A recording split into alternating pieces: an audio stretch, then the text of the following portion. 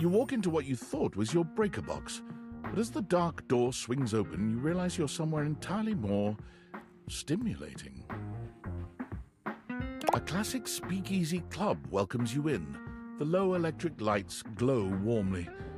Live music drifts languidly from a sumptuous velvet red stage and envelops the audience in a pleasurable haze of pure vibe.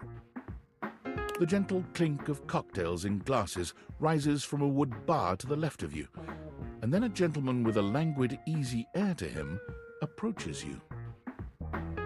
Well now, what a delightful surprise. A brand new patron. Really? Are you sure? I find that hard to believe since this is the first time I've seen you here. Trust me, I would never forget such a striking face. Oh yes, distractingly so. I imagine it would be quite difficult to focus on anything else with you around. Though, I can't say I mind. You have quite the reputation around the house, live wire. I'm eager to explore it for myself. But we're getting ahead of ourselves. Where are my manners? My name is Volt.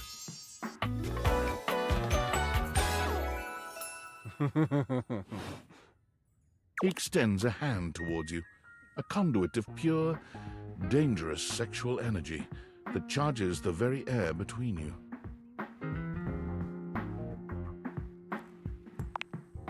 He lowers his head to brush his lips across the back of your hand. Was that a spark of static electricity you felt just now? It's a pleasure to officially make your acquaintance. Taking his eyes from you for the first time, Volt slips his arm around your waist and turns you, slowly, to take in the rest of the room. Welcome to the Breaker Box, the pinnacle of luxury and entertainment, and the most exclusive club in the house. Impressive, isn't it?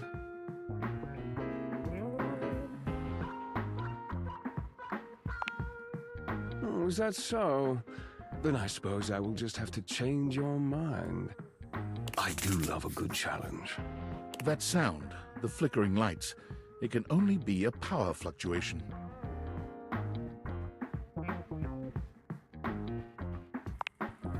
We are saucy, aren't we, Livewire? Well, that was nothing, just a little surge. With this much energy coursing around, it's bound to happen from time to time. Volt.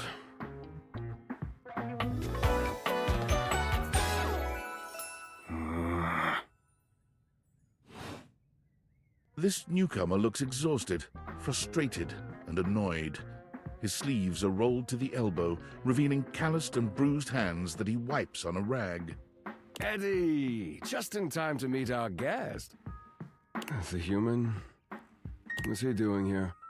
I'd imagine if we don't poison the mood, they'll be joining us for the headliner show. Joining us for tonight's show, I hope?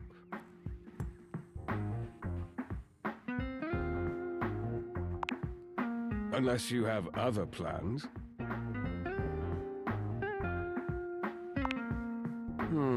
We'll have to work on that enthusiasm. Right. I'll have fun with that.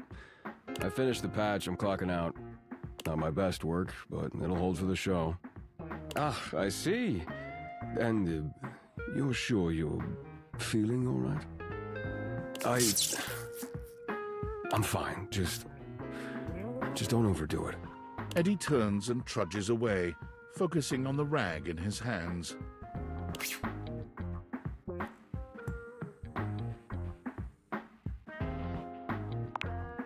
Eddie! Well, Eddie is a complicated little thing. His human skills leave something to be desired. Best to simply give him some space. Back to the matter at hand. Tonight's show! Shall I set you up at one of our VIP tables?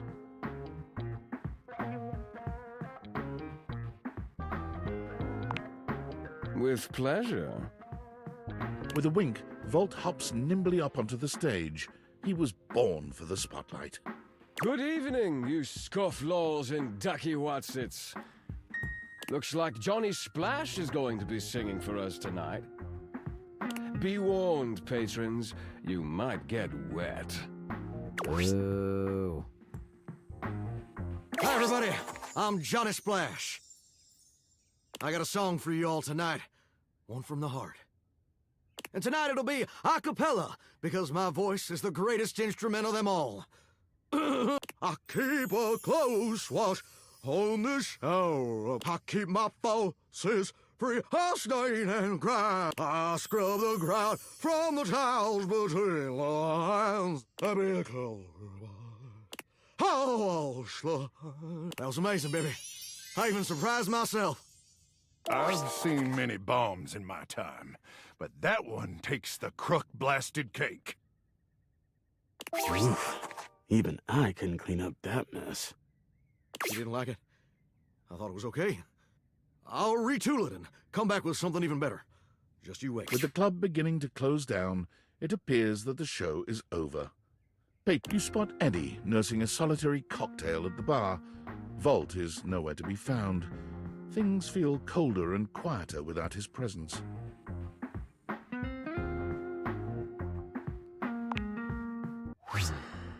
Show's over. Club's closed.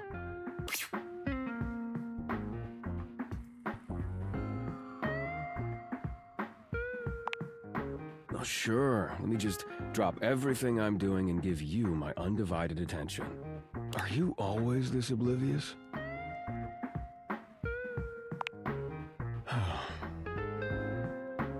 Then allow me to make it perfectly clear. Get out.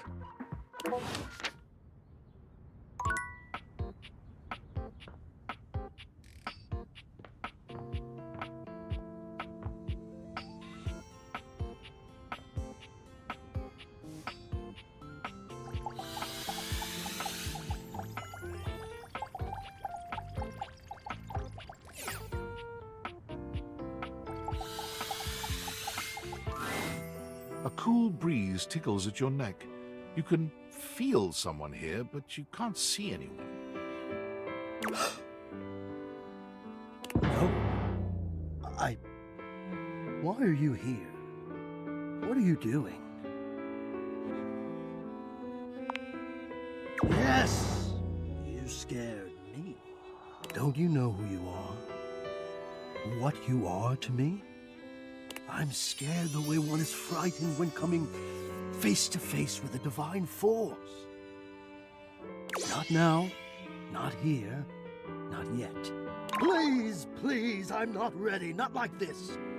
I've dreamed of this, of meeting you, finally.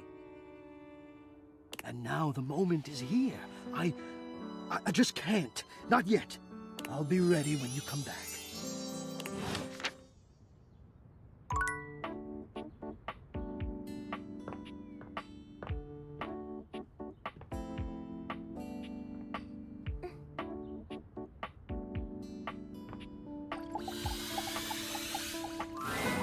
A strange figure stands before you, a whirlwind of conflicting energies and vibes. Manic, you couldn't have imagined what the date theaters might make of your thoughts transcribed on paper, but if you could, it likely would not have been this. As you approach her, she launches right into what feels like the middle of a one-sided conversation. Why do you ask?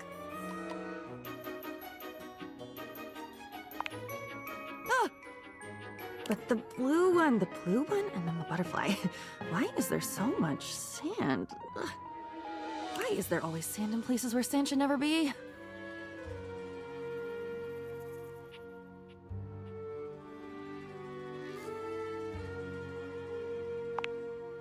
Into it, out of it. It's all the same. Into one thing is out of another, and on until you're dizzy and there's nobody to catch you because the basketball game started late.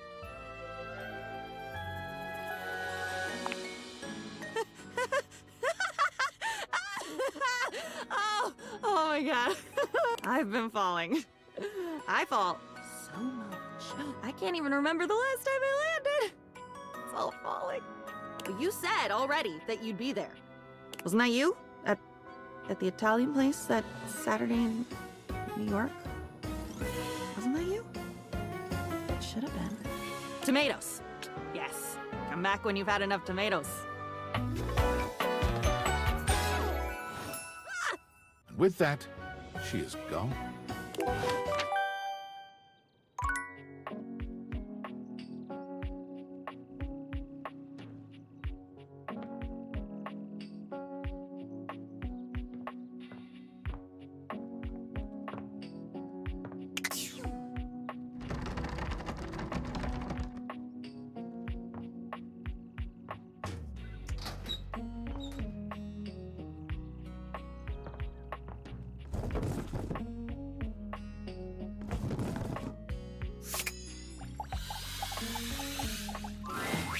The handsome construction worker currently invading your space makes you feel as though you've accidentally wandered into an active building site. He holds up his hands to stop you from going any further, glaring at you as he looks you up and down. Whoa, whoa! Where do you think you're going?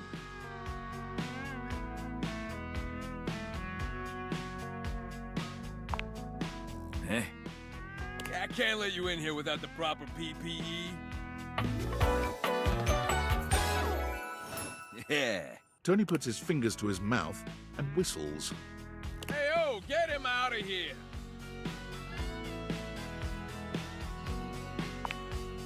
Your hard hat, your boots, your high-vis vest. Come on, this is a job site.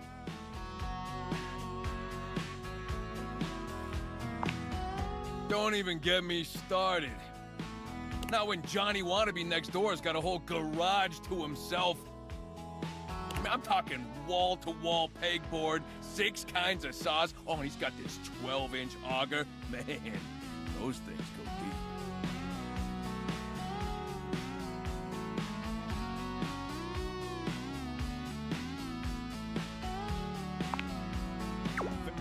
What? You don't know nothing, do you? Look, all I'm saying is I want a little more space, too. You know, for entertaining. I'm a popular tool. It's always, hi, Tony this, thanks, Tony that, or Tone, my ass is leaking.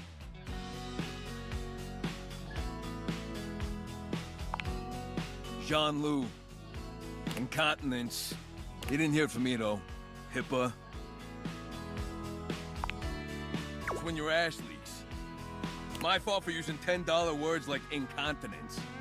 Anyways, objects need somewhere bigger than this to come see me for what ails them. And, sometimes old Tom might also want to have special company over. You know what I'm talking about, huh? Tony nods, grinning smugly at you.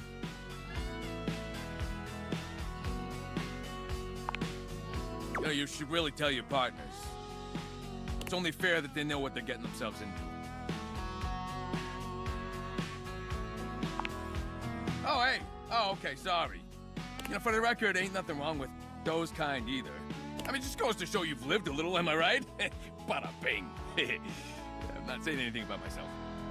So you telling me you don't get out there romantically?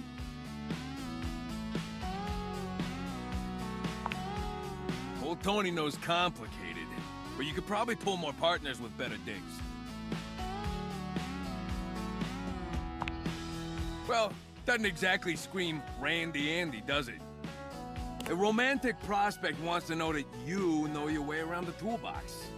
That you're good with your hands. A fixer.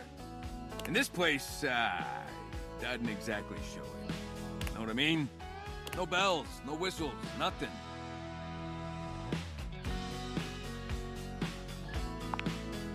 If it goes anything like that bird bath you tried to build, I can't wait to see it.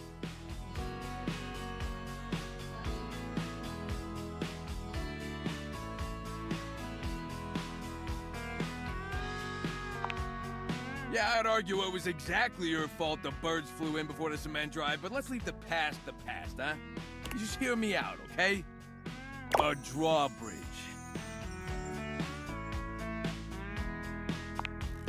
Think about it. Your lover pulls up for a date, and the drawbridge lowers to let him in. Pretty freaking impressive, huh?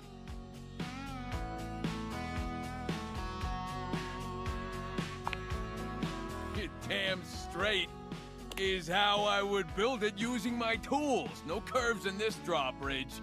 The flat-looking screwdriver, the pointy star-shaped one, a hammer, and that spearmint gum you've had in here since April.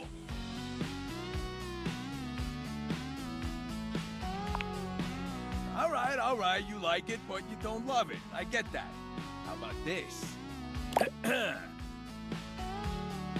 Indoor slide. We get rid of the stairs, replace them with a slide. Great to travel from upstairs to downstairs.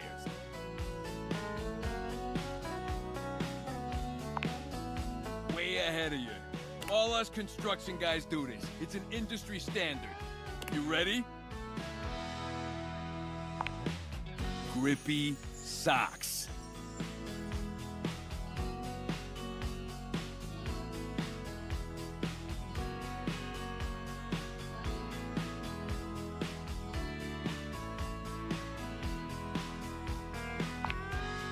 All right, you're the boss. The heck is a load bearing? Now, how do you feel about indoor pools? Because if we rip out the floor in the living room, we can get you an indoor pool.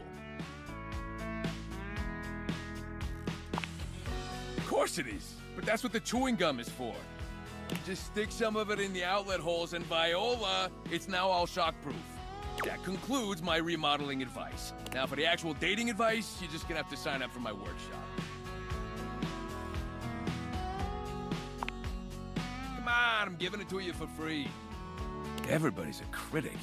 I'm gonna make it real easy for you. You wanna take my workshop, all you gotta do is show up. No paperwork or nothing. Now, I don't mean to hustle you out of here, but I gotta take lunch. Union rules. But you can come back later and see what we can do. You know, help you fix up your romantic affairs.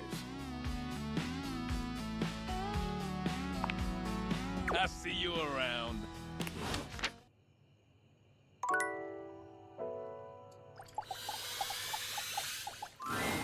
Hey there! You're back! And you've proven yourself worthy! You allowed me to have a think, which means you're good with following directions. The experience. Can't you see yourself? Breathing hard, brow furrowed, a great big smile on your face, and the sweat of exertion and pressure and impending victory trickling down your back under your... The experience of proving yourself against difficulty. It gives you a perspective, a self-esteem, a self-trust that you can't get any other way. Don't you want that? Huh. Okay. Ugh, rude.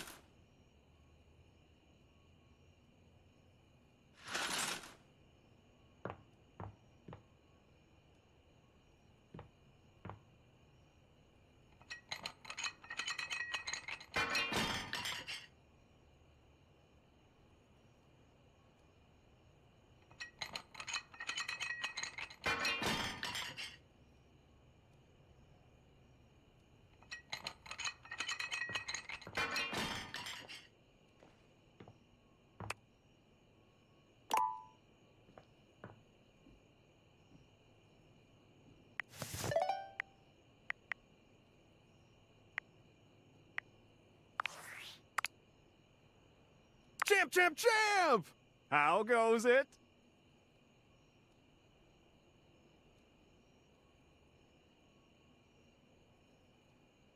Valdivian would like you to complete an exit survey based on your time here. How would you rate your time with Valdivian?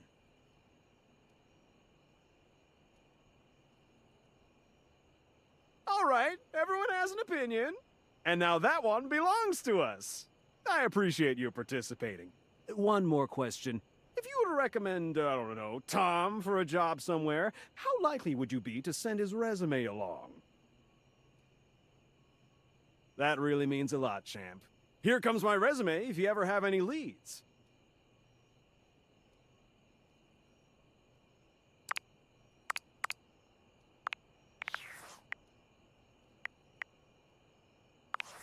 I'm sorry for the abrupt intrusion, but there's an urgent topic I need to discuss with you immediately. Is everything all right with the Dateviators?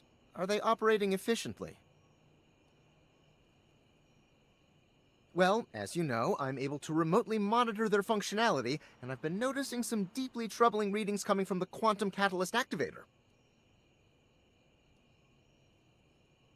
Quantum Catalyst Activator. And I haven't even told you what it is yet. That's very sci-fi, but essentially, the Quantum Catalyst Activator is the internal hardware that allows you to directly acknowledge a thing's existence. And recently, it started to emit metacognition readings unlike any I've ever seen before. I'll keep an eye on things over here, but please inform me if anything unusual happens. Oh, and if they get too hot, throw them in the freezer immediately. Your life depends on it.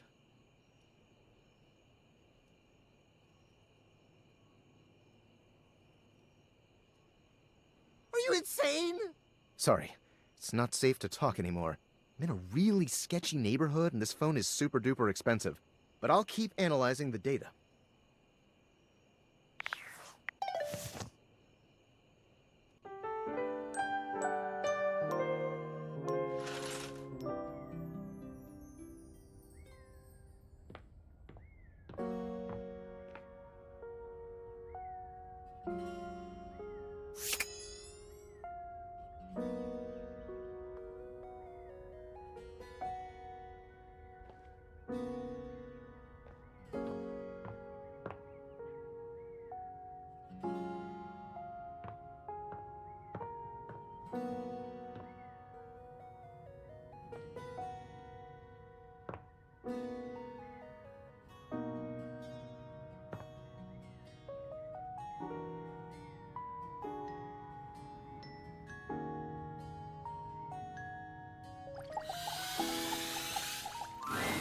There's something so intensely familiar about the cuddly stranger standing in your closet.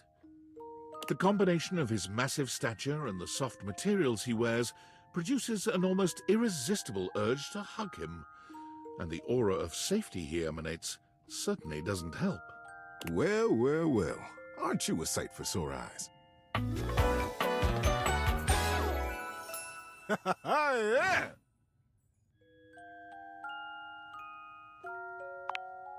You are very welcome. You are so kind to express your gratitude like that.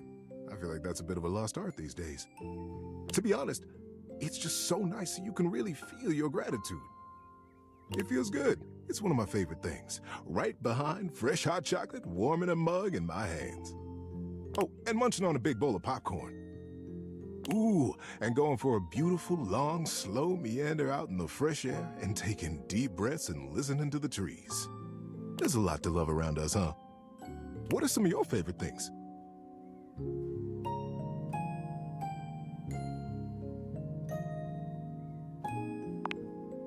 Ha! There you go! I must have made hot chocolate 100 different ways in my life, and every time, it's just the best. I think at this point I might be mostly made of hot chocolate. Not that I'm complaining. It makes sense that I would be warm and delicious. Tell me, what brought you around to see me?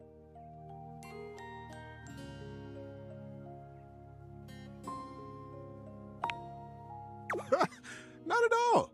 Not for me, anyway. Closets are some of my favorite rooms in a house. Get a good cozy blanket, a candle, and close that door and you've got a perfect little cocoon. You're welcome to share mine. Or we can sit on the bed and talk. I'm comfortable in either place. And no matter where I am, I'll always be happy to be with you. I'll leave it up to you. Where should I go?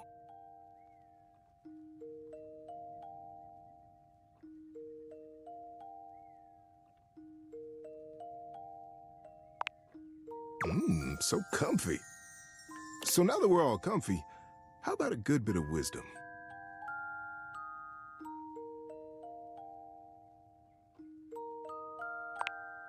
Being that it's daylight out, I got some advice to give you. For me, it's advice in the daytime, stories at night. Want to hear some advice?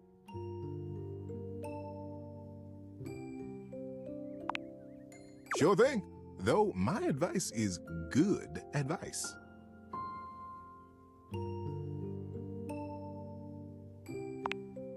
Gotcha. See you around.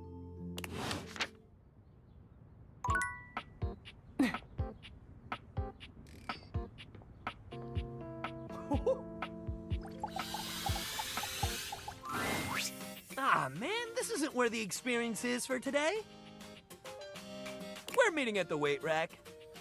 See you tomorrow.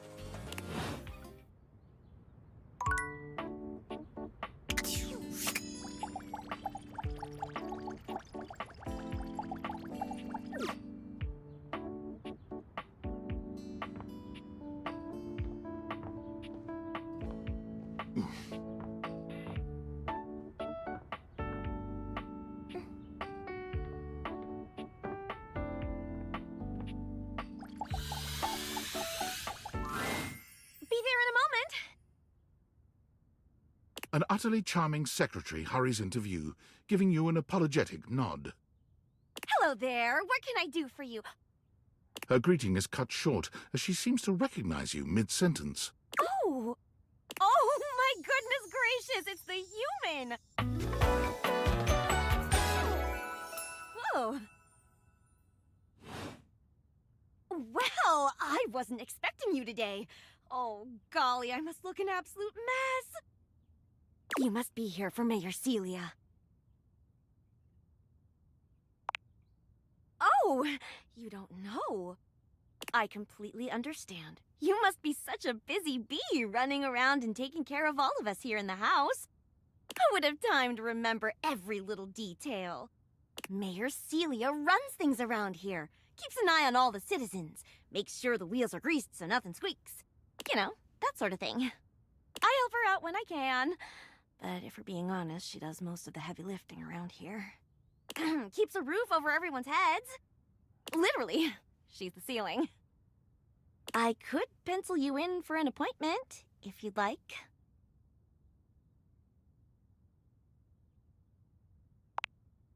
Oh, well...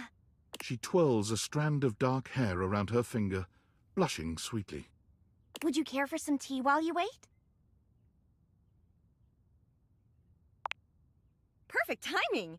Just so happens I've got a kettle all nice and ready. How do you take it?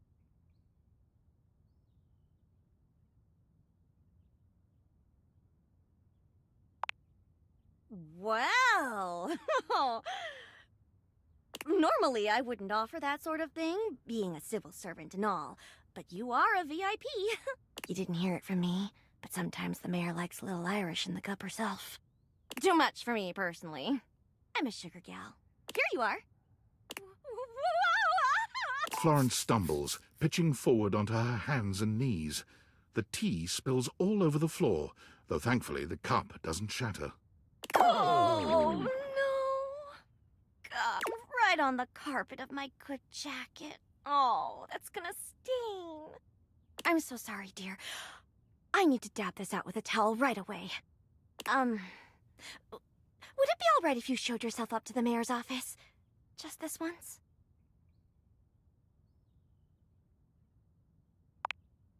Oh, right. I'll make it again first. So sorry about that. Oh, come on, Florence, get it together. There she is, the mayor herself. She simply radiates poise and power. She's an intimidating sort of beauty, but you find yourself intrigued to learn more about her. So, in summary? I just think if I could get a little more foot traffic around my bar, I'd get more business. Oh, Beverly, I understand your concerns. But what do you expect us to do, dear? We already put up posters and held fundraisers. We can't just move the fridge, stove, toilet, and everyone else out of the way to clear foot traffic every night. We could try that. Bev. Fine. Trust me, we're doing everything that we can. All right. but if nobody's in by next week, I'll be back. I'm sure you will, darling. Celia presses an intercom button on her desk. Florence, dearest, send the next one in. Yes, miss. Hi. Hello, Mateo. What can I do for you today? That's a great question, actually. Now that I'm here, I can't even remember. Isn't it funny how that always happens? Right when you need to think of something to say, your brain just sort of goes blank? You know what? It was probably nothing. I don't want to waste your time. I know how busy you are. I'll just see myself out. Mateo, come, sit. Tell me what's bothering you. Right. It's just... Go on. It's Lux. They're kind of pulling cords around the house, refusing to pick up after themselves, keeping the whole bedroom up late with their streams. It's really been stressful for the inanimals. And I don't want to get anyone in trouble, but it's just been a lot, and... All right, Mateo, all right. Lux, you said. Yes, ma'am. I'll have someone take care of it. Thank you. Next. Hello, Wallace, darling. Whoa! Yes, I remember from last week. It's on the docket. Whoa! Think nothing of it. Next. Oh, it's you. I don't believe we've formally met. Mayor Celia. I'm also the president of the HOA. That's Home Objects Association.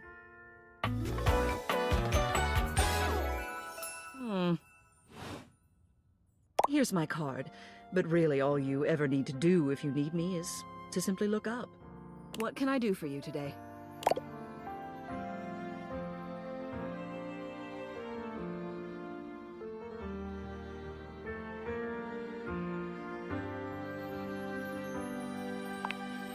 Well then, hello. Meeting successful. Never a bad idea to make sure everybody knows your face. We're important here. Some sit back and wait for others to plan things. Others simply do them. You and I, we're doers. I've seen you zipping back and forth around the house, running here and there. You seem like a reliable sort. I wonder if I might ask you a favor. It's about my assistant, Florence.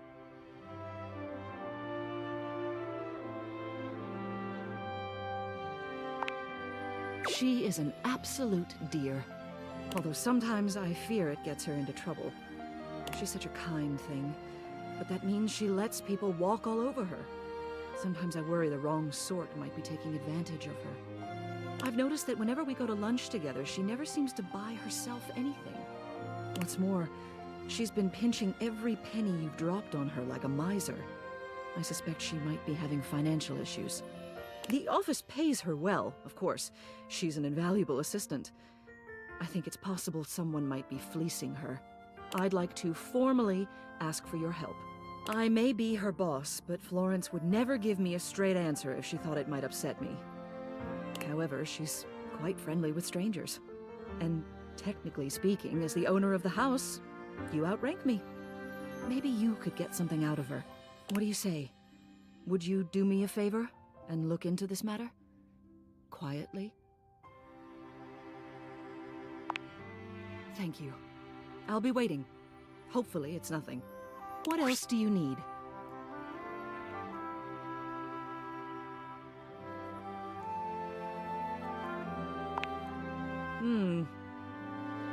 Hello again.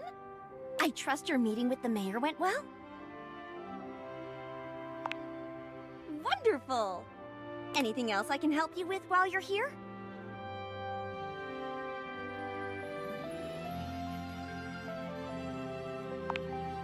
What? You want to know about me? Oh, no. No. You just spoke with the mayor. A little old fuddy-duddy like me can't hold a candle to someone like her. I just handle the paperwork, that's all. Anything else I can help you with while you're here?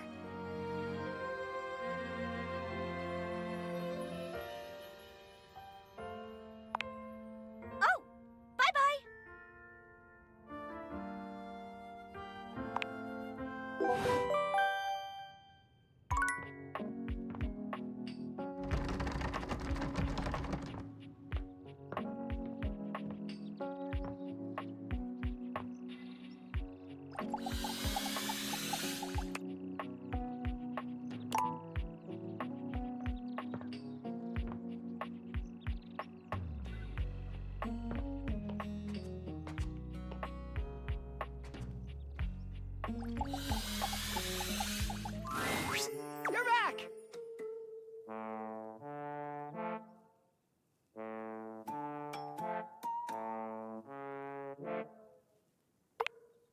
It all happened one rainy night, on the north side of Turkleman City. The tough side. I'd stayed late at the office because I had extra work to do before the holidays. Well, when I left, I was feeling a bit low, so I went out to a local bar. It's called the Banana Club. They make a mean Shirley Temple, heavy pour. I should have known better. But after I'd had about 7 of them, I went out for a stroll. I don't know where I was going. Just trekking the streets with my dog. Suddenly, I came upon a fine dining establishment called the Questionable Dandelion. They've got an incredible buffet. Lots of strange ingredients from all around the world. They're always trying new things. Like Diplodocus berries.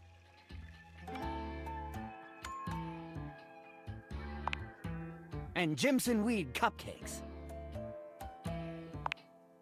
They also sell Excedrin by the pint, the headache medicine.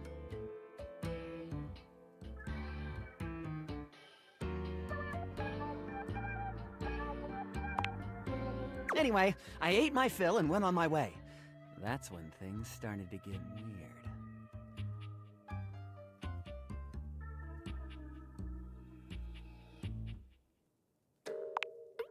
No! Not at all! It was Thursday. I was walking around, or sort of drifting, or rather, floating, or... I guess you could say I was making my way about town. Aimlessly, you see? And what? Ah, yes, so you want me to continue. This was your meaning. Why, that's precisely what I'm telling you. Please don't. I can assure you, it isn't as much fun as it looks. And with 2 of us in the room, it might just start to get a little confusing. Please try to stay on track. Well, I came across an alley I had never noticed before. It was dark and had a rather threatening look about it. So naturally, I went down it.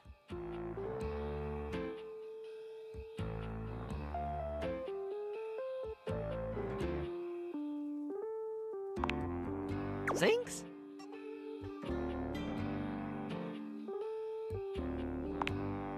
I am?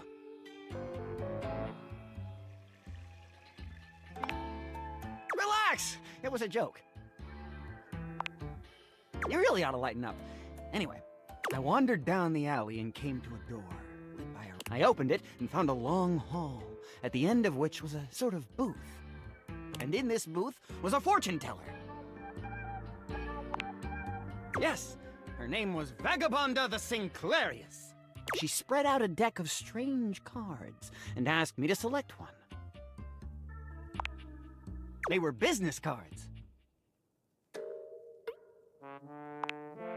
I chose at random, and the card I picked turned out to be the Ace of Spades. If only I'd known that it wasn't to be the case! Vagabonda snatched the card back from me and said, "Not that one!" Turns out she had her rewards program on the back. 12 stamps and you get a free spade. We agree! Besides, she only had 2 stamps. So I snatched it back from her again, and we had a bit of a row. I guess that wasn't a very good start to our fortune-telling session. I think that's why she cursed me. Because right afterward, she said, "Martin, that wasn't a very good start to our fortune-telling session. I'm going to curse you because of it." And then she cursed me. She waved what looked like a magic wand. Although, to be honest, it could have easily been a bagel of some sort. And then said, "Martin, I doom you now to become a detestable object. I transform you thusly, so that you may go home and think about what you've done."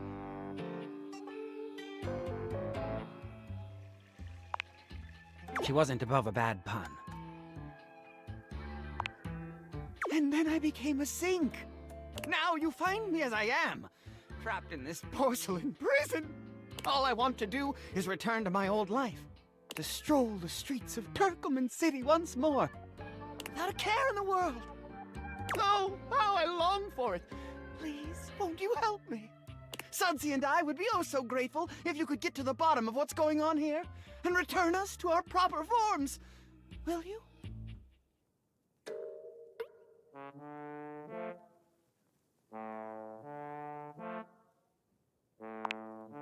Oh, I'm fresh out of bits.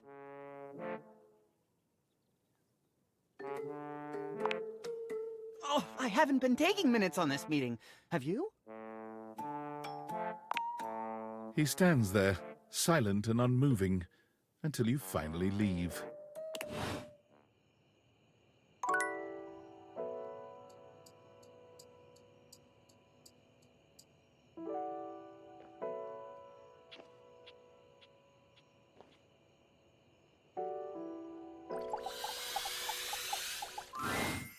There's a strange rapper standing in your bathroom where the toilet usually is.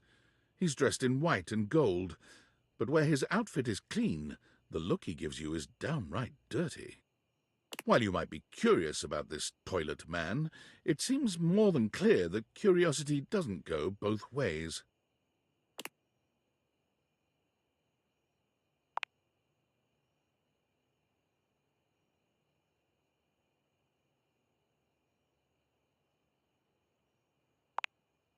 The toilet man springs into action, raising his hands to his mouth as he begins to beatbox. Lil Crapper's the rapper, he knows how to go, plumbing and drumming or boss about flow. You block his pipes, he'll be ending your life when he slams your head into the bowl. Oh, on a toilet roll, Jean-Luc Bissois, out of control. Over, under, never, blunder, speaking more words than an ancient scroll. Ugh, do not say dope to Lil Crapper. Dope is what the junkies hide in these cisterns of innocent toilets like Jean-Luc. Jean-Luc sings all about this in Lil Crapper's latest album, The Teepee Hippie. Anyway, you know Lil Crapper. You love him. Everybody does.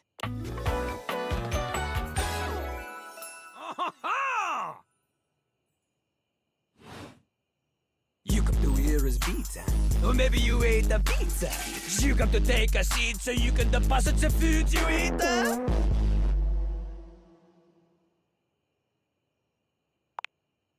He's like a bidet, only spitting the truth, going down quicker than gin and vermouth. They call him a party mouse, letting the naughty out, but that's a way to impute to the youth. It's not nice. It is the best. Because Lil Crapper is the best. You want to be like Lil Crapper? You want to meet him on his level? You want others to love you like they love him? Impossible! The ladies love nobody as much as him. The amount of ass he gets would make you weep. In fact, it is not just the lady asses. Lil Crapper accepts any ass. He is not picky. He accommodates. But some do not accommodate. These are the people he has no time for. Those who don't understand his syncopated singing, they do their business, they leave, he does not talk to them.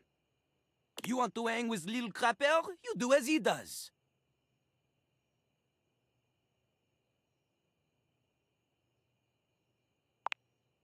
Not just rap, you need to show him that you can crap.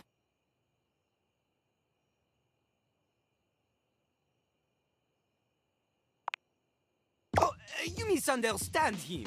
Crapping, short for cool rapping. Lil Crapper is always crapping. Now it's your turn. Show him you can crap.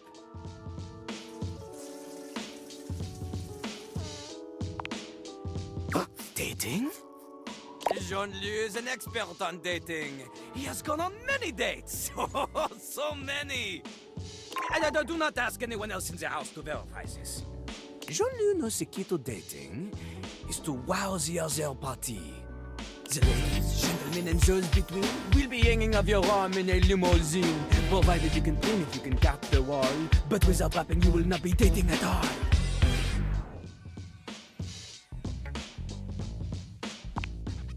Oui. Not from Lil Crapper. Lil Crapper is not a teacher, he is a test. You study on your own time. You cannot keep up, you fail. But if you can match his rapping skill, then you will be able to woo anybody. If you have the skills to woo Lil Crapper, then any partner will be within your reach. In fact, if you can match Lil Crapper in a crap battle, then he will fall in love with you.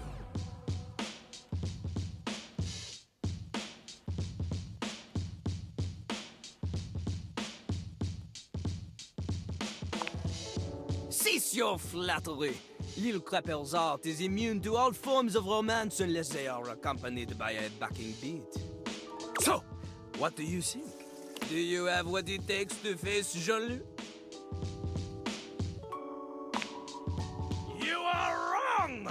Jean-Luc knows you. You are the chatin, the kissless loser. You have enthusiasm for rap. Lil Crapper sees but enthusiasm alone, she is not enough. The rapping, she comes from the heart, the deepest part of the system. Like that little rubber bit that comes undone sometimes and the water keeps running forever. You know the bit. You need to experience life before you can spit it out in alternating phonemes adhering to some sort of a rhyme structure. As you are, you have no chance to defeat Jean-Luc, let alone match his rapier wit. You want to clash talons with these two gallant stallions? Go! Leave it! Return to Lil Crapper when you are ready.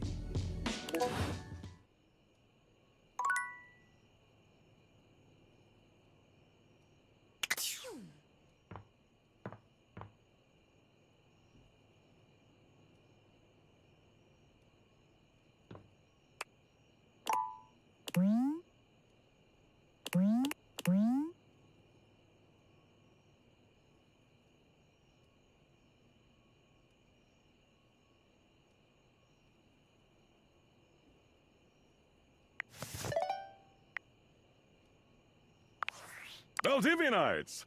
Guess who? If you guessed David Most, three-time runner-up for Business Magazine's CEO of the Year, you'd be right. Team, I just wanted to do a soft follow-up on my recent email regarding my lost sunglasses. I'm happy to report my office has already received hundreds of tips regarding the item's whereabouts and are quickly combing through them as we speak. However, I really must reiterate that the tip line is for verifiable leads only. I saw them in Turkmenistan, or did you check up your butt? While obviously very humorous, detracts from our serious efforts to expediently locate the missing item. In that spirit of camaraderie, anyone who sends a false lead will be downsized on sight. Thank you for your ongoing support in this matter.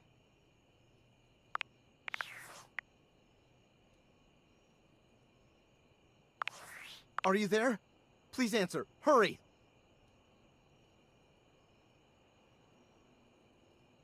I understand that, but this cannot wait.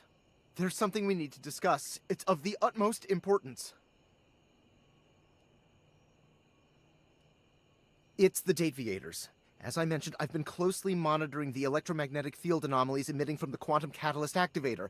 And I know this is going to sound completely insane, but it appears... well, it seems... I can't believe I'm even typing this. I'm attempting to. Based on the data I'm looking at, you may actually be able to use the Dateviators to bring objects to life. No, you're not listening! I don't mean to engage with an object's sentience during intended usage. That's what the Dateviators were created to do, and they've been working perfectly. I mean to 100% literally transform objects into living, breathing humans.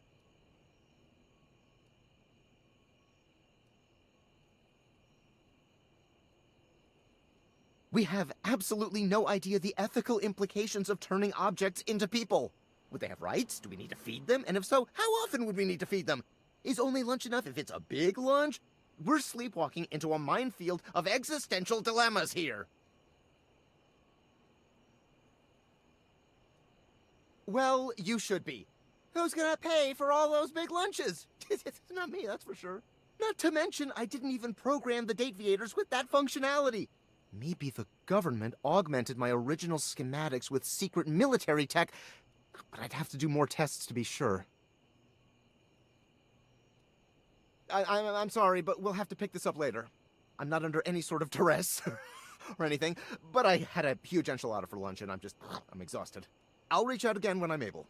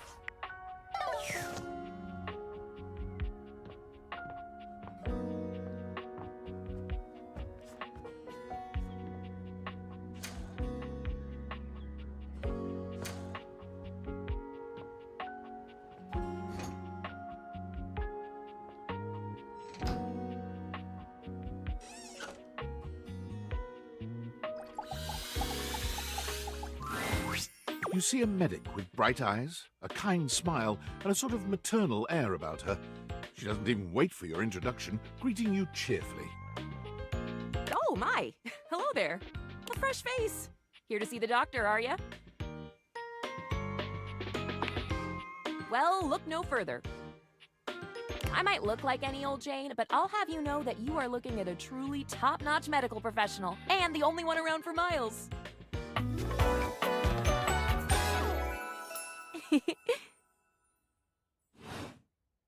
Whether you've got a tummy ache or a life-threatening ulcer, I'm your gal. She pauses, looking you up and down, hopefully. Do you have a life-threatening ulcer?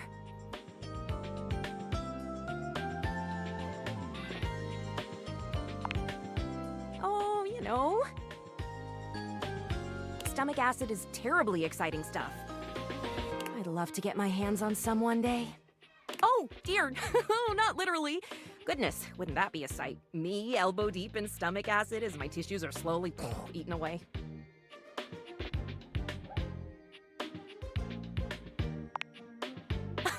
Not at all, my strange new friend.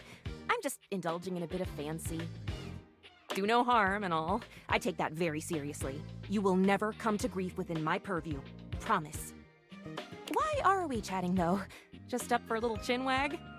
Oh, sweet sacrum, don't get me started on the chin. What a powerful, jutting prominence that is.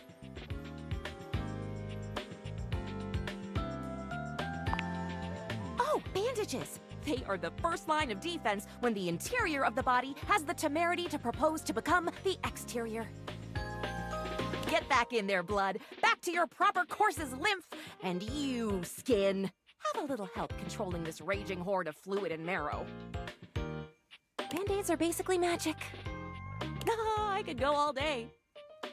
Anything that you might need, hydrocortisone, non-latex gloves, even a simple pen, that, darling lacerated one, will be duck soup. Zounds, something is drawing my eye. My metasenses are tingling. Better let me take a look at that wound of yours. You sneaky little sufferer.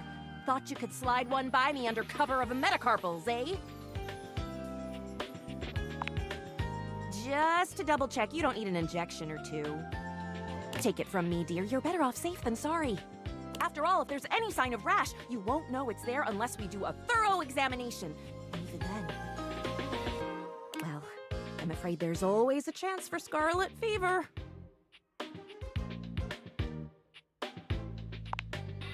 Once more, onto the exams.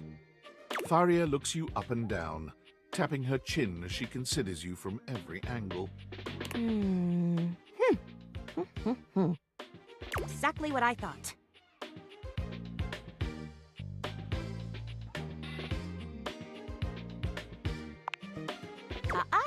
But it's not just any old splinter, dear. What you have is a deep, deep splinter. Plenty of tender flesh open to infection, just waiting for those little microbial monsters to set in. Do you know what that means?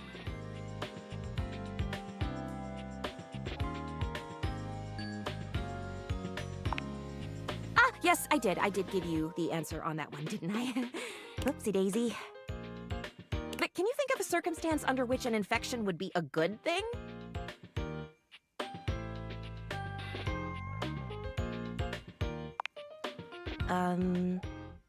I hadn't thought of that. But aside from the not being dead yet thing, infections, we can agree, are generally not indicators of good health, correct? And how?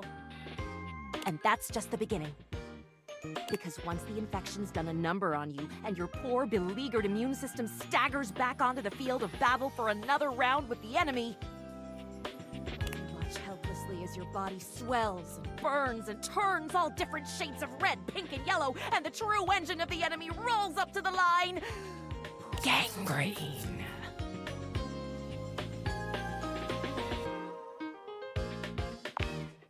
And before you know it, we'll have to amputate entirely.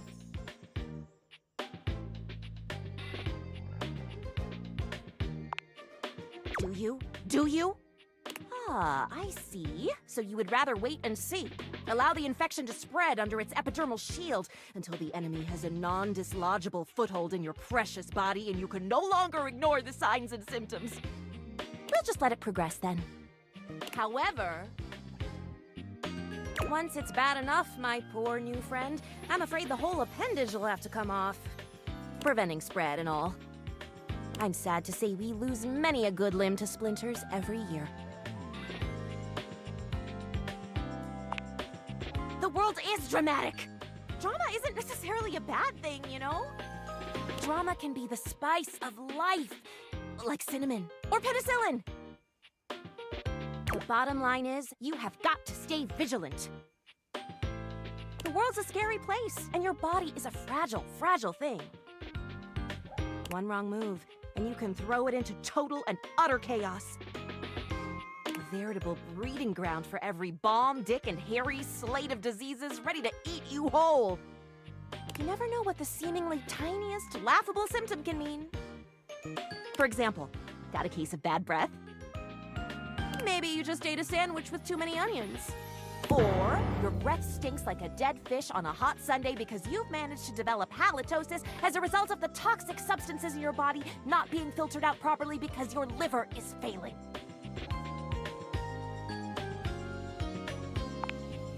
Maybe. A totally legitimate possibility. You can never be too careful. And when something does go wrong, well, it's my job to make sure you're all fixed up.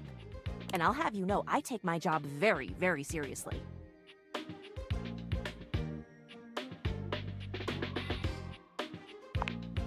A doctor's duty is to keep their patients alive and kicking. That's a big responsibility. So you can bet your behind I make sure to cross all my T's and dot all my I's. Sometimes even twice.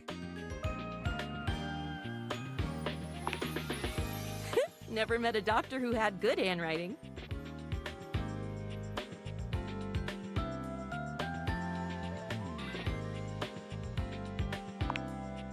Horse feathers.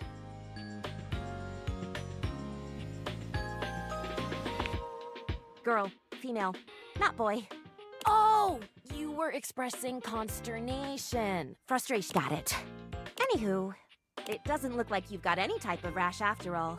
Just that splinter looking awful uncomfortable there. Let's get that taken care of. And then presto, you're all patched up.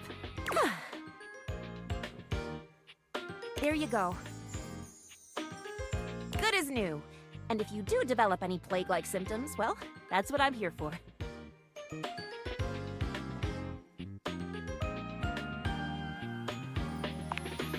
No! Maybe. A little bit. Dear syringes, what am I saying? No, I do not secretly want you to have plague. Medical professional Tharia's always just a sniff, sneeze, and groan of discomfort away.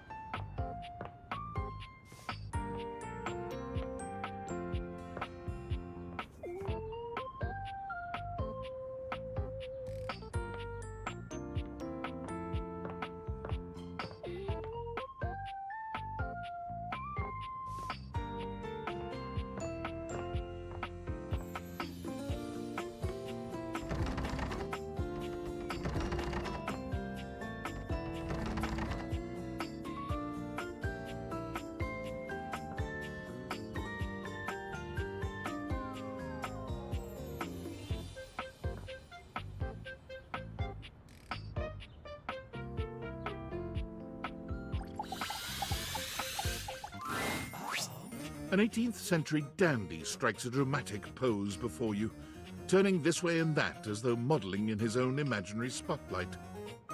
He seems quite impressed with himself. Yes, yes, it's me. It's the one, the only Candelabra.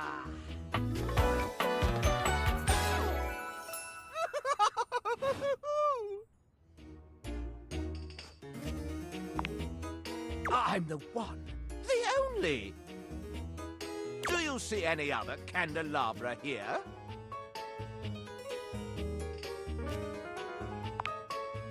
Nay, perish the thought. Had you any, surely I would know of it. My little wits would have made certain of it.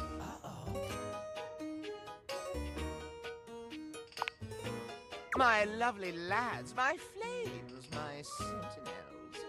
They travel round the homestead and find out all the lovely lies they all speak. No, it's merely a turn of phrase. I mostly just raise my voice. Any good scandals going on over there in the kitchen? There's that candle man.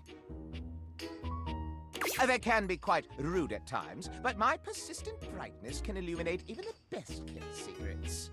Some would call me quite the busybody, but I would then call myself a beacon of truth.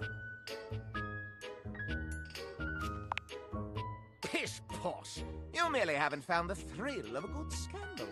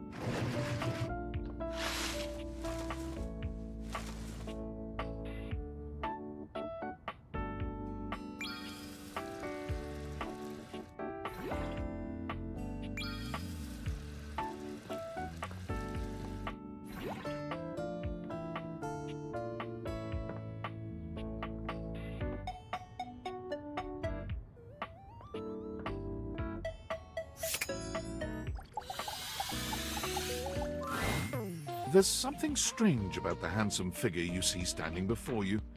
It's not his clothing, even though he does appear to be dressed in some sort of plastic armor. No, it's something about his face. Handsome though it may be, you can't quite place his expression. Stranger still, he doesn't speak to you at all. He just... What's that? He lets out the breath he's evidently been holding bending forward with his hands on his hips as he inhales and exhales deeply. Woo! Sorry about that. Just trying to see how long I could hold my breath for.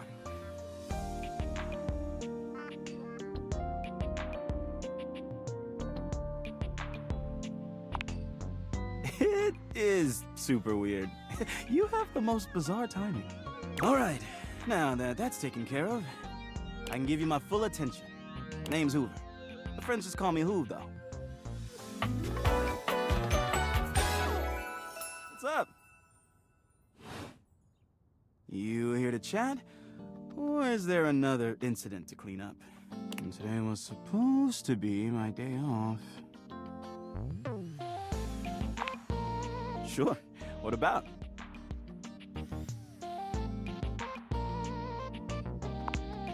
You know it. I've been everywhere except the crawl space, I think. I mean, you never know. There are always places I might not know about. I have heard rumors about a haunted attic. Nah, but I'm sure that's nothing but hearsay. Did I? Just a rumor, I'm sure.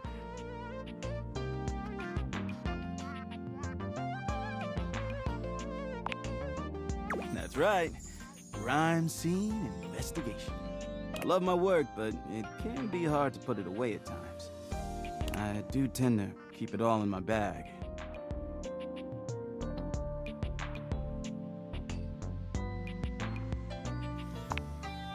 You wouldn't believe the sorts of things I'm called for to check out. The evidence I pick up gets to be real interesting sometimes. Hair, bits of your dead skin, fingernail clippings.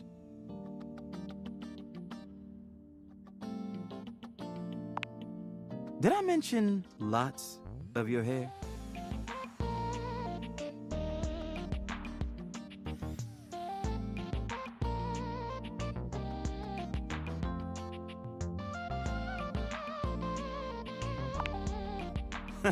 All right, got it.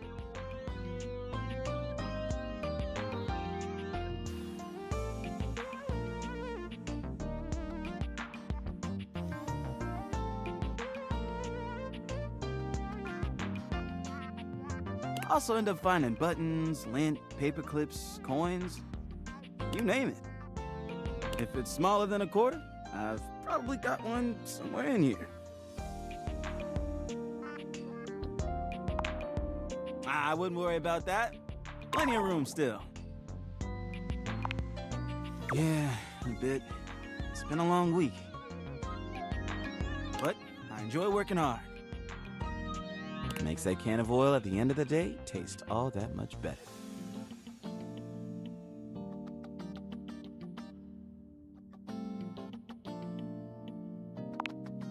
Well, I used to do a lot of things for fun.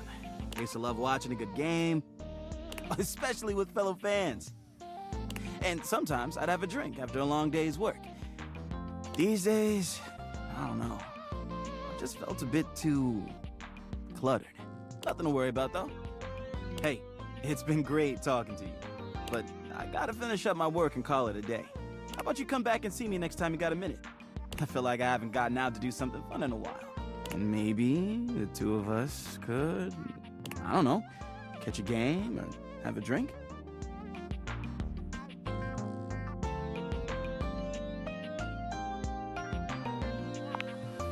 Sounds like a plan.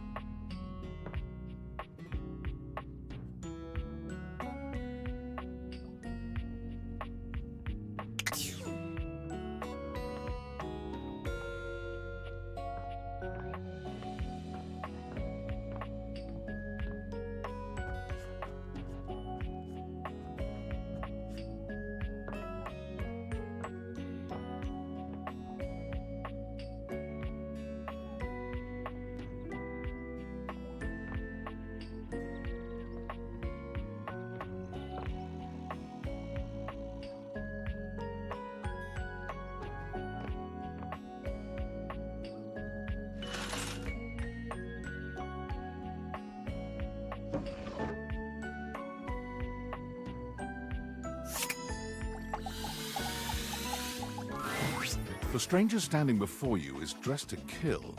A sheer black catsuit, studded black manacles with pink fur trim, and a variety of brightly colored accessories drape their shoulders and frame their delicate features.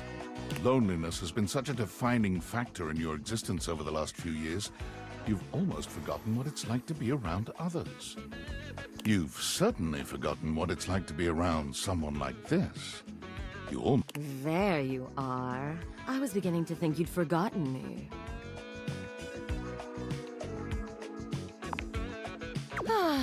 Of course you did. I'm Benoit, your partner in pleasure.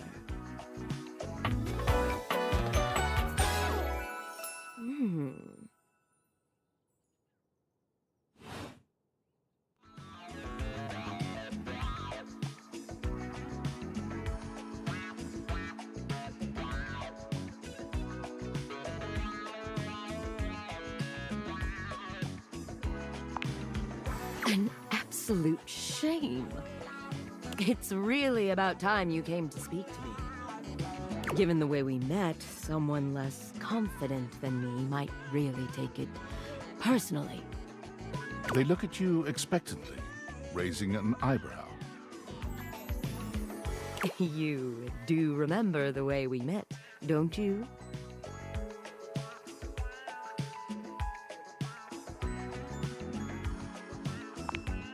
The words gag gift make their cool expression crack for just a moment. Ah, yes. There it is.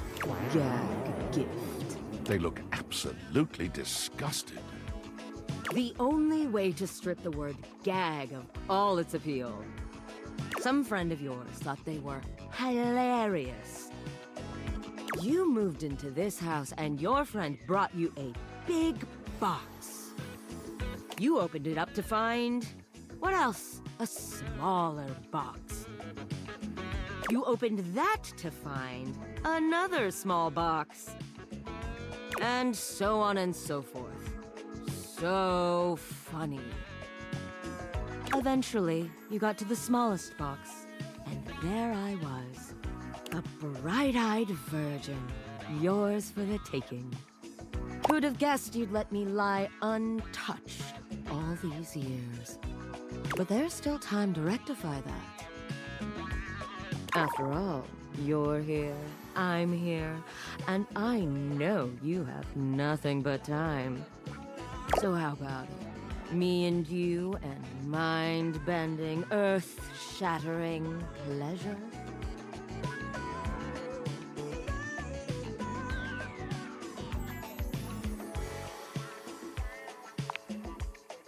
I knew you couldn't stay away much longer. Come here. Benoit takes you by the hand, guiding you to lie down on your bed. What happens next is a blur of sensation. Benoit is everywhere at once, taking your hands and showing you just what to do to blow your own mind. You've never experienced anything like it, and you know you'll never be the same again.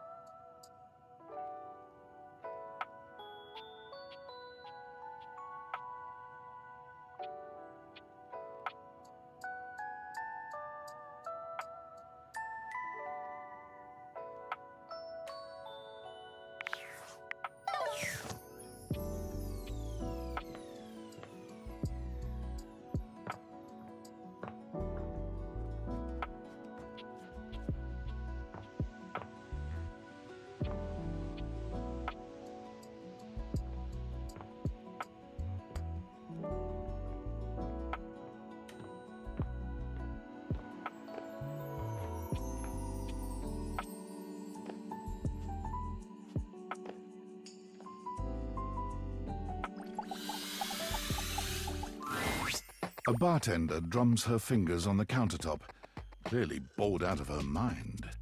Her long red-orange hair is pulled back into a ponytail that flows down her back, like the drinks she pours so expertly.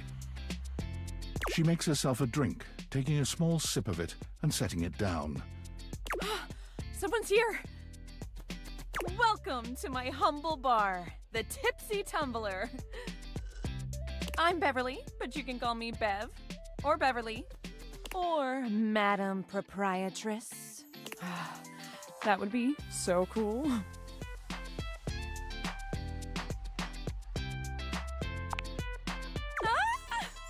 I'm the owner and bartender and janitor and stockroom attendant. Nice to meet you. Hiya. Beverly squints at you, frowning as she seems to be considering something. Wait, hold on. Oh my gosh, it's you. My proprietor. I can't believe I didn't recognize you. Ugh.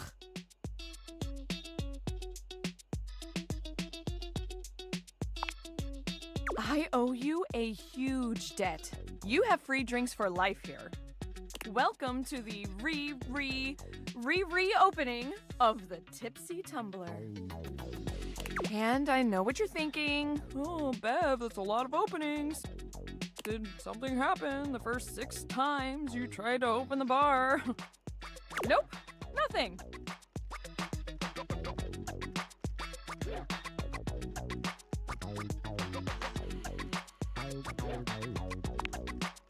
First, no. Second, great question. I wish I knew. I've lost an alarming amount of sleep trying to figure it out. So please don't leave. You are literally my first customer in... ever. Every time I thought you were finally going to invite people over, I'd polish the place up and prepare to be the best host I can be. But then each time you'd chicken out and spend yet another weekend all alone. I mean, why did you get a minibar if you weren't going to invite guests over?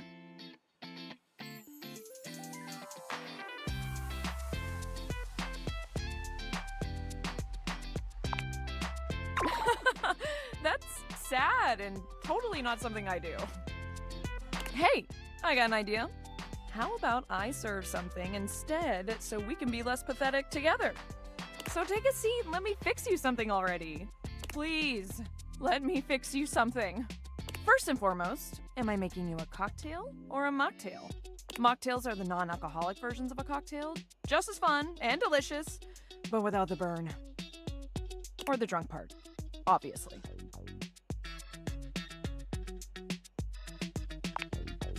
Excellent! So, what'll it be?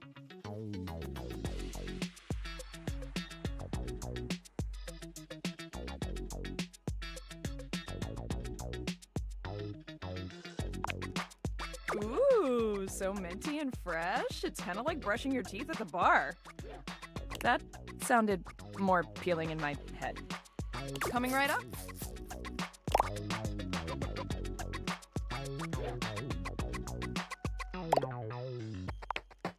You lift your glass to your lips, taking an extended sip. How was it?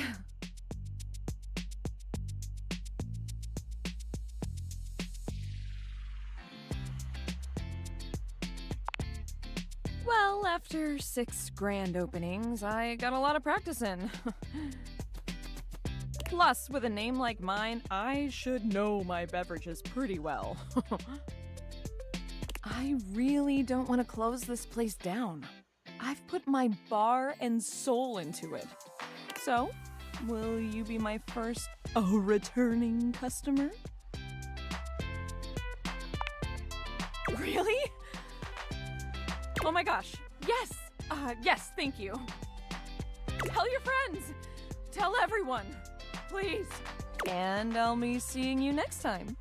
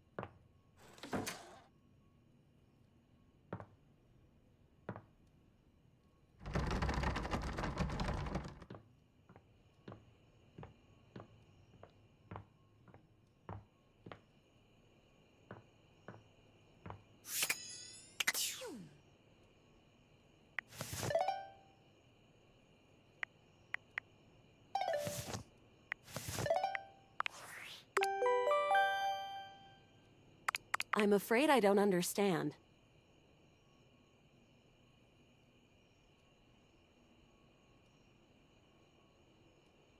I am Val 9000, the latest in iterative AI assistants, assigned to help Valdivian customers achieve their wishes.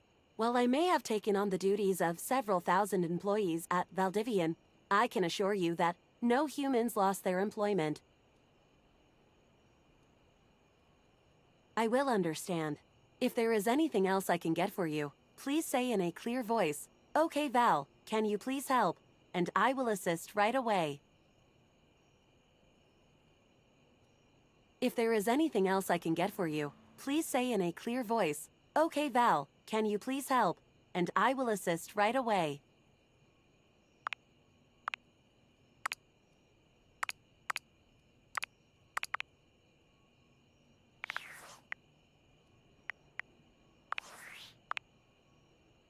Well, well, well. If it isn't the Casa Casanova. Do you see what I did there? That's wordplay, baby. Whatever, hater. Don't bring that negativity on your date with your table, huh? You're out here dating all these appliances and shit.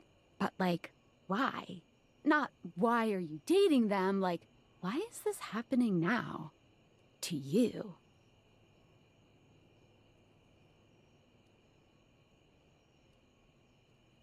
Pretty lucky, then. So, like, where did the date viators come from? Like, what's the point of them? Who made them, and why?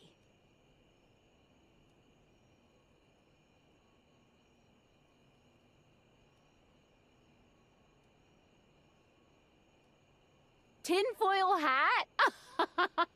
Okay, this is some conspiracy shit. Your life is half political thriller, half harem anime. So, like, did you find out what your purpose is or whatever? Are you a top secret operative in the furniture dating war? Are you collecting data on people in love with their shower?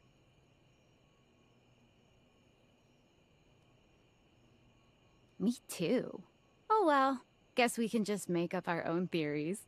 Or maybe just enjoy the furniture dates for now.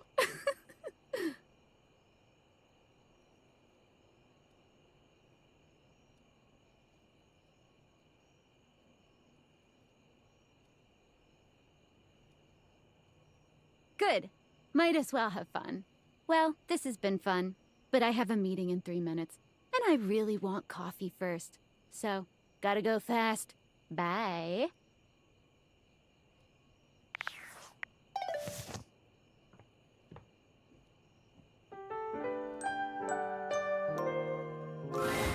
Nightmares are nothing new to you, but this terror standing in your room is certainly a unique experience.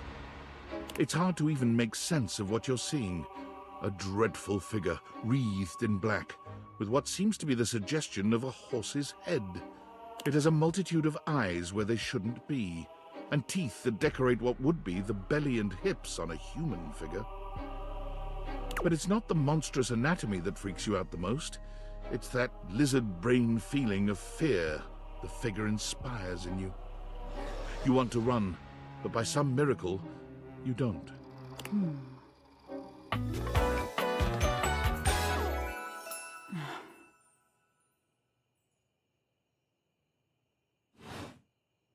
There's something crawling up your leg. Don't you feel it? You know it's there.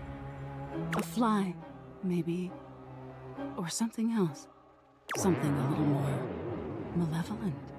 A little more vicious. Crawling up your leg. Aren't you going to do something about it? Ah, that's right. You can't move. Now there's another on your arm, and another on your shoulder. Dozens of little prickles across your skin. The prickles turn into punctures. The picture of poison pervading the parts of you keep under the covers. There's an itch by your mouth as one pries open your lips, scurrying down from your cheek. So many little legs. Spiders. Or maybe ticks. Another crawls across the curve of your ear, and you hear it. The scuttling, the buzzing, the sound of your flesh being devoured in a million nanoscopic parts. Whatever they are, they're eating you alive.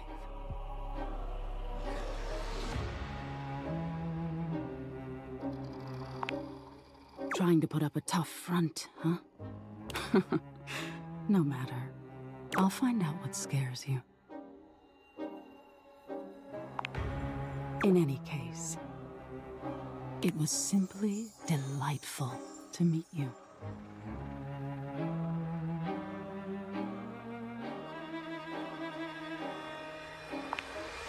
And neither are you. Until next time.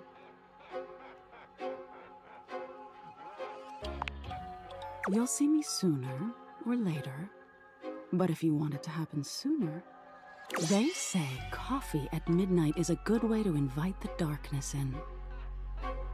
Sleep with one eye open. She fades into nothingness with one last creepy laugh.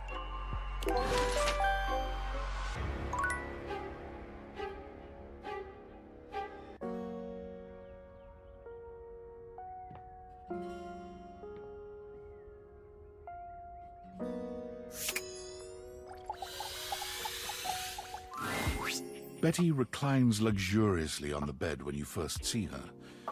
Thinking about how your bed can be lying on the bed makes your brain start to short-circuit, but some way or another, it's happening. She looks effortlessly comfortable and luxurious, but her expression is more pensive than anything. She smiles when she sees you, sitting up and patting the blanket next to her. I was just thinking about you. Were your ears ringing?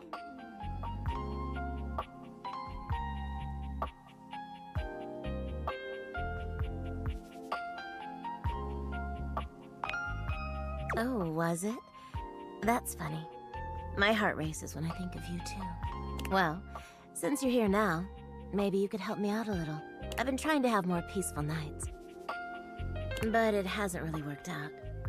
I spend a lot of time before bed indulging myself in some detailed fantasies.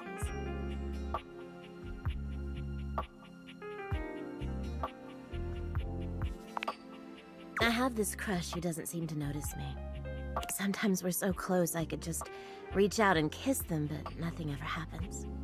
So, in this fantasy, I tell myself I'm finally going to get their attention. I do all kinds of things. Maybe one night I touch myself and call their name when they're next to me. Maybe I bring someone home and let them catch us in the act. Sometimes I invite them to join, and sometimes we just don't stop. But our eyes meet. And they know that when I'm gasping and moaning someone else's name, what I really want is to say theirs. To let the entire house know who it is that has me so worked up.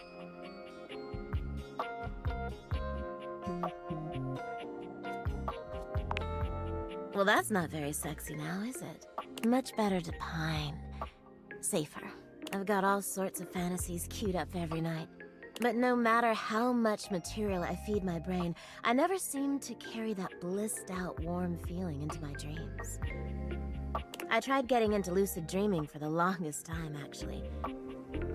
I practiced for years, but it never worked for me, not once.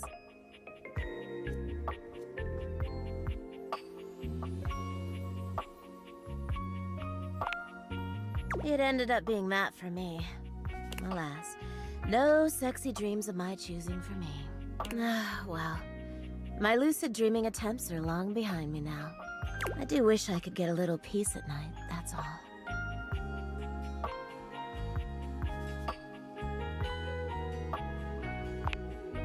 Oh, nothing.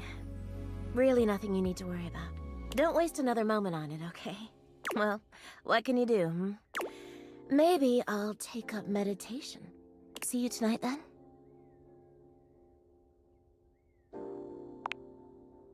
Me too.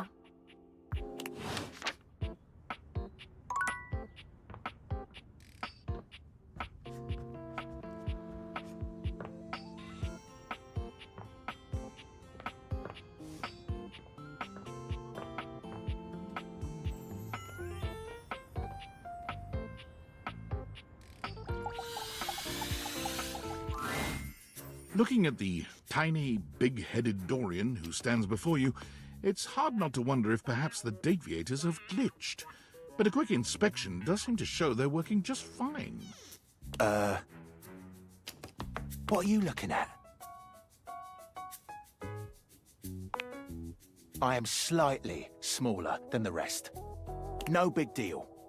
I'm still a door, not a cabinet, not a hatch.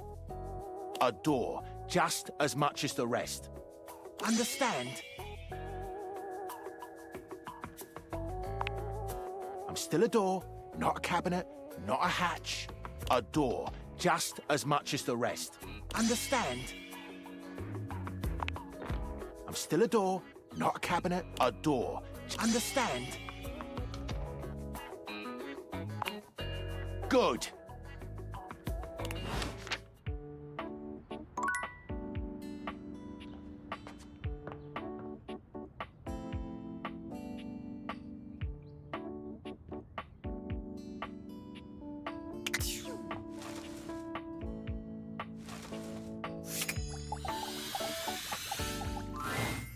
Normally, when you aim your Dateviators at an object, you see one personality only. But this time, there are two.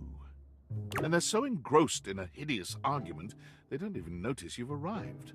One is dressed in woven straw, with clothing in a basket on her back, and a shock of red hair that runs down it. The other is only just visible under a messy mop of dark hair and a pile of dirty clothes he's draped all over his body. Do you think I'm stupid? You think I can't see what's going on right in front of me? I never said you were stupid, but I am starting to think you're insane! If I'm insane, it's because you make me that way. Yeah? Without me in your life, you'd be real fucking normal, huh? Like you don't cling to literally anyone in your life the same way! I wouldn't have to cling if you would just stay where I can see you! I am here, literally, every day! I can't have a minute to myself?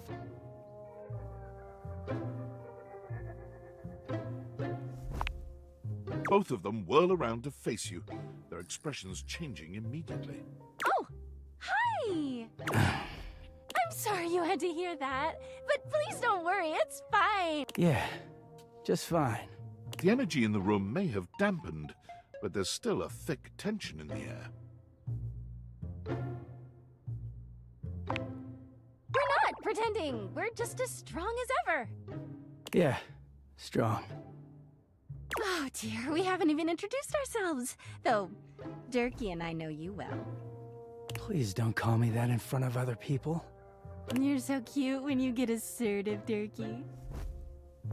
Anyway, I'm Harper, and I'm your laundry hamper. Oh. I'm Dirk, and I'm your dirty laundry. Mm-hmm. He is a very dirty boy, isn't he? Harper. Harper stomps on Dirk's foot, beaming all the while. Dirk grunts, but says nothing. Anyway, that's us.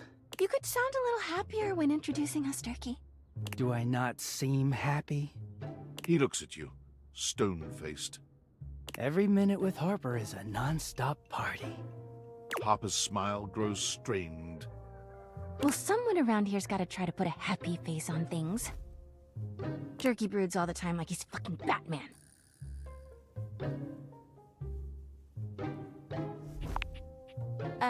Yeah? You know, the baseball-themed superhero who patrols the stadium of Baseball City. Kinda weird you've never heard of him. Don't be rude, Durkee. I'm not. It's just surprising. Not everybody keeps their nose in a comic book like you do.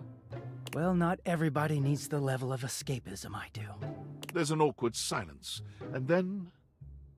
You know, because they're not dating the laundry hamper equivalent of a bamboo finger trap. Harper is silent for a very long time, but you can feel another argument coming. Just as she opens her mouth, you speak first.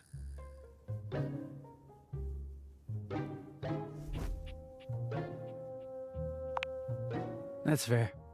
He turns to Harper. See what you did? It's your fault, not mine. You can hear Harper and Dirk's raised voices long after you leave the room.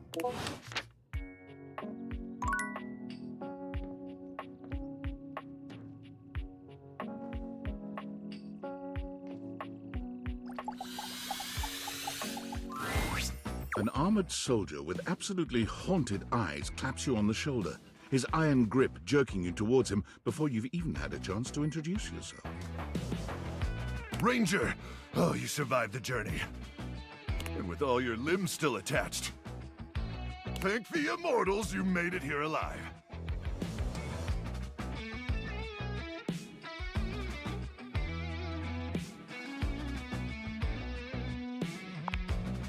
I can see that. Very impressive ligaments. Good. You'll need all the limbs you can muster. He starts suddenly, clapping his hand to his forehead.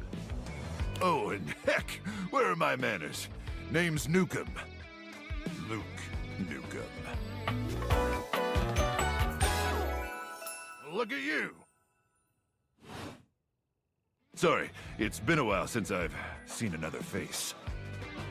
Except the faces in the walls, of course.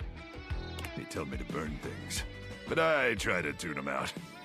Mostly because I already burned everything flammable weeks ago.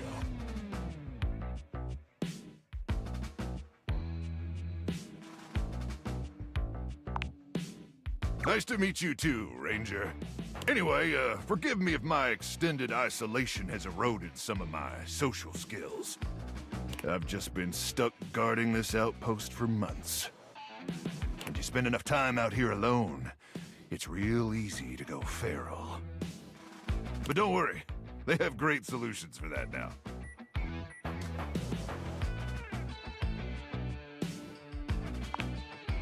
Death via nasal spears. Oh no. It's horrifying. Oh, I'm just so excited you weren't obliterated! When I heard Colonel Furnace was sending a division from across the Barrens, I thought for sure swarmers would rip your flesh to shreds and use your blood for fuel before you even made it to the first outpost.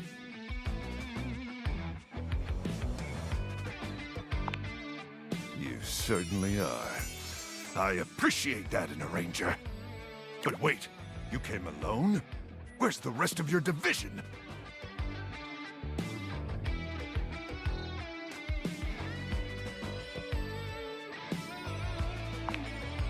Of course! You must be starving! Protein gels and carnitine chews keep the organs functioning, but only at baseline capacity, am I right?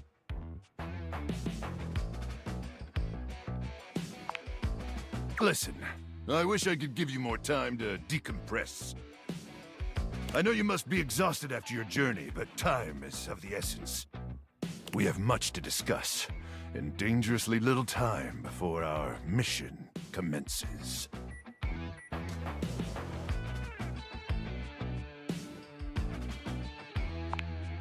I already told you, there's no time! I trust Colonel Furnace briefed you on the mission back at the fortification.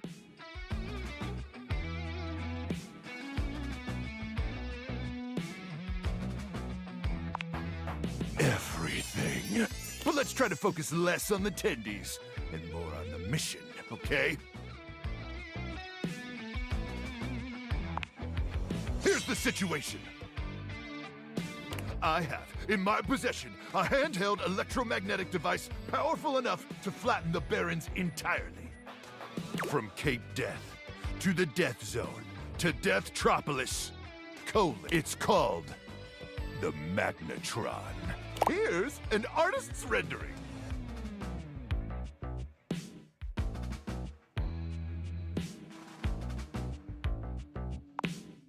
Oh yes, I'm afraid the blast zone would completely decimate Deathtropolis in an instant, killing millions. And worse, the fallout would even irradiate the scenic suburb of Deathville. Home of the world's widest asparagus festival.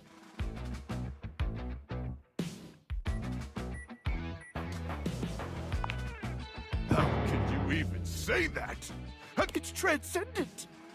Anyway, to keep the device from falling into the wrong hands, it was permanently welded onto my armored exoskeleton, allowing me to transport it to its intended target. The Swarmer's subterranean nest. There, the device will be remotely detonated, eradicating the Swarmers and winning this war. Yes, to finally win the war would be very, very cool indeed. I need you to meet me back here tomorrow at 0700 hours. After a light breakfast of irradiated grubs, I'll walk you through your training and our mission objectives.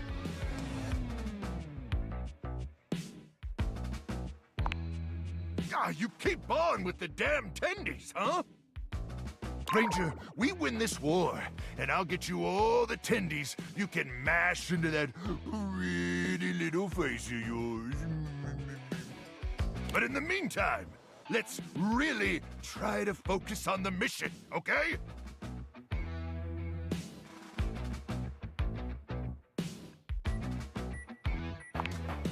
Did I say that? I mean, sure. Anyway, all right. It's about time for me to begin my nightly patrol. Gotta make sure no swarmers infiltrate our defenses. May the immortals watch over and protect you.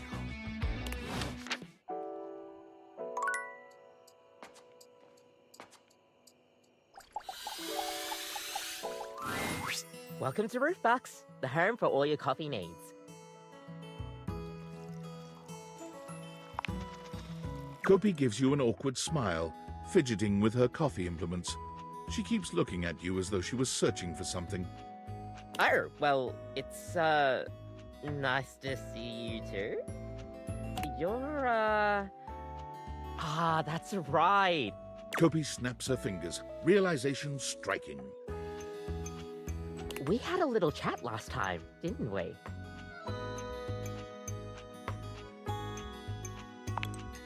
Well, thanks for coming back. I do appreciate your patronage. We actually have a new drink added to the menu since the last time you came in. So, what can I get for you today?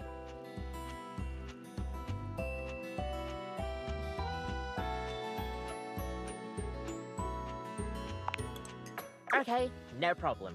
One affogato? Order up! Kopi flies into action, assembling your drink order with speed and skill. All right. Here we go. One affogato. Enjoy. Is there anything you'd like to know about the affogato?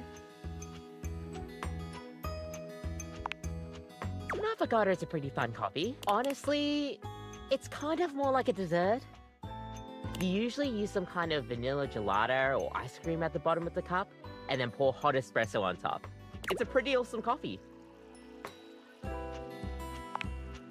Gosh, that's a question that's pretty heavily debated amongst coffee fans. Personally, though, I like to think of it as a drink. Just a fun drink. We'll see you next time.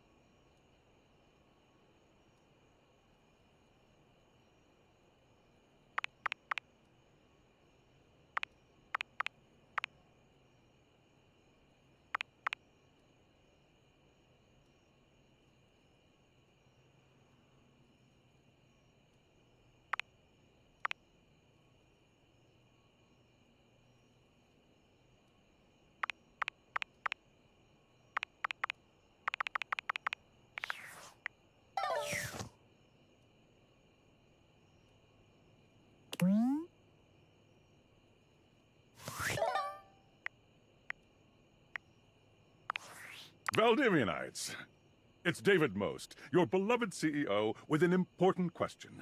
What do the following items have in common? Cellophane, eyeglasses, and bottled water. If you guessed they're all 15% off today only on Valdivian.com, you'd be absolutely correct. But even more importantly, they're all transparent. As your leader, I value transparency above all else, especially when the board of directors changes the locks on my office. Message received, Ian. With that spirit in mind, I need to share some difficult news with you today. I have not been entirely candid regarding my lost sunglasses. Firstly, the lost item was thankfully not my sunglasses. My sunglasses were handcrafted in Italy by blind artisans, are inlaid with conflict diamonds, and are locked in my safety deposit box. No, the missing item in question is actually a Valdivian prototype. And even more importantly, it's the only existing prototype of the amazing new gadget we're planning to launch for the Q4 Blissmas season. Unfortunately, the engineer who invented the prototype was a disgruntled former employee who destroyed the schematics before disappearing himself. So, as you can see, it is imperative that the glasses are found as quickly as possible. To that end, and after discussing it with the board, we are now prepared to offer a handsome reward for their expedient return. A $50 gift card to Valdivian.com.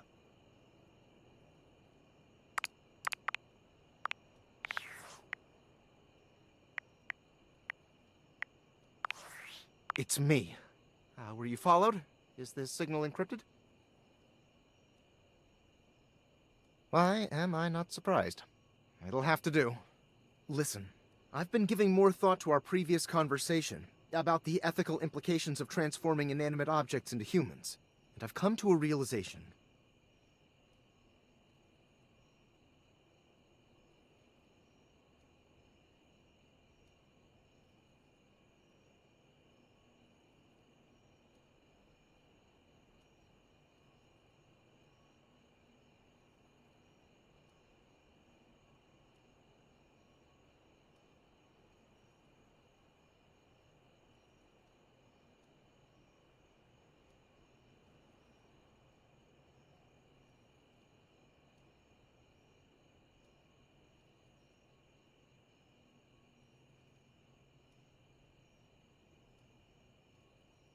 It's honestly not up to us whether an object should become human. It's up to the object. And if an object expresses desire for personhood, who are we to deny them? Yep. I did discover one other interesting piece to all this. At least I find the ability to transform inanimate objects into living humans interesting, even if you're not super impressed. After analyzing the data, it appears that certain objects can only become human if the Dateviator user possesses the necessary personality traits. I'm not sure why. I theorize it's because certain character attributes emit an energy vibration on the same resonant frequency as the molecules of a particular inanimate object. But in all honesty, it's likely a mystery that science will never solve. That science will never solve! Regardless, I was able to discover which personality traits seem to resonate with each inanimate object, and I've uploaded that data into the Dateviators. I've labeled it Realization Recipes. You should be able to access those files now. I'm so sorry, but there's no time. Valdivian's goons were closing in, so I was forced to flee to a country in South America to avoid detection. And my cell carrier's overseas data plan is very limited. Seriously? 10 megabytes a day? I can barely send a GIF. What a joke! Remember, check the Dateviators for the realization recipes.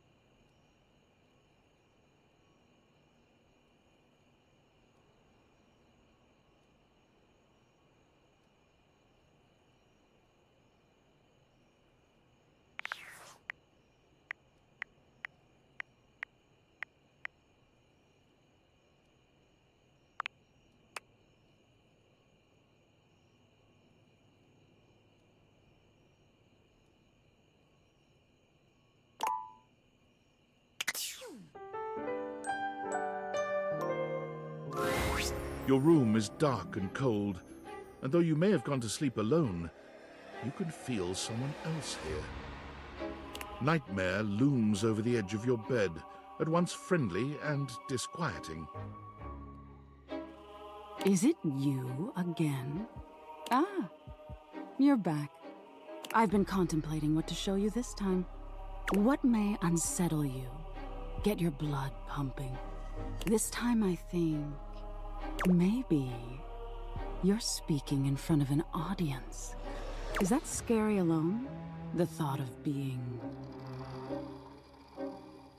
vulnerable in front of so many people, expecting eyes on you, knowing if you misspeak even once, they won't respect you. They might not even like you, or be able to stand you. Your words tumble out and you start mixing them up. You can feel your heartbeat in your ears. The spotlights on you make you start to sweat. You start to get your lips under control and the words start to flow the way you Then your tongue presses against your front teeth and they give. One of your teeth slips out of your gum and down you stare in horror. You reach to pick it up and then a canine tooth drops to your tongue. You let out a petrifying, guttural scream as your own teeth fall loose from your gums. A tickle in your throat makes you cough. The people in the audience gasp, retch, lean back, flee from their seats. You're coughing up more teeth. They come out of your mouth and into your hands bloody. Your mouth is just gums now, but the teeth, they're still coming. Tears prickle in your eyes. Then you try to apologize to your audience. You realize you're a monster. The teeth clatter to the podium, and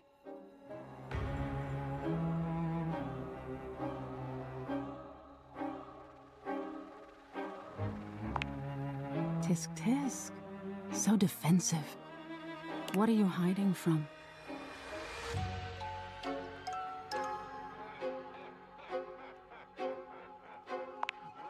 Is that so? Why don't you tell me what really scares you? There must be something you're hiding away. Something a little deeper. A tad more frightening than bugs and blood and teeth. I can help you, dear. Do you really want to hold on to your insecurities so tightly? Don't you want to conquer your fears?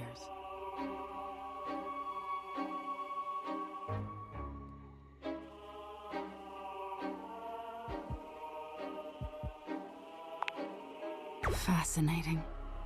Aren't we all in some way or another? The thought of not being enough, of making a misstep. I'm surprised it would bother you so much. Nightmare takes a few steps back, beginning to fade away as the room grows lighter. It must be getting close to sunrise. Thank you for being honest with me. I will have to think about your answer. Good night.